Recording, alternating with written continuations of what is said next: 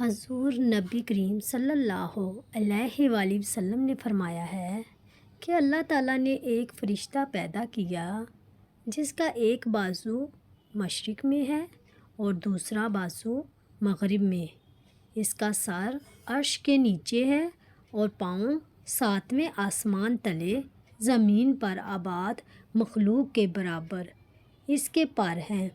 میری امت میں سے کوئی مرد یا عورت جب مجھ پر درود بھیجتا ہے تو اللہ تعالیٰ اس کو حکم دیتا ہے کہ عرش تلے واقع بحر نور میں غوطہ لگائے۔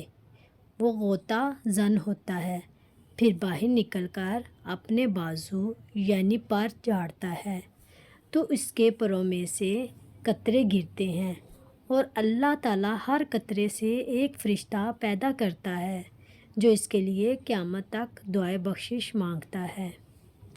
جو آنکھ آنسوؤں سے بھر جائے، اللہ عز و جل اس پورے جسم کو جہنم پر حرام فرما دیتا ہے، اور جو قطرہ آنکھ سے نکل کر رخسار پر بہہ جائے اس چہرے کو ذلت و تنگ دستی نہ پہنچے گی۔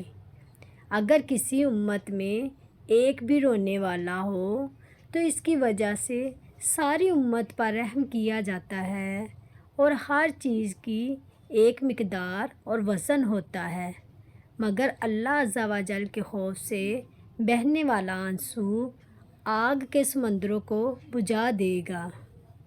پلیز لائک اور سبسکرائب ضرور کیجیے گا۔ جزاک اللہ۔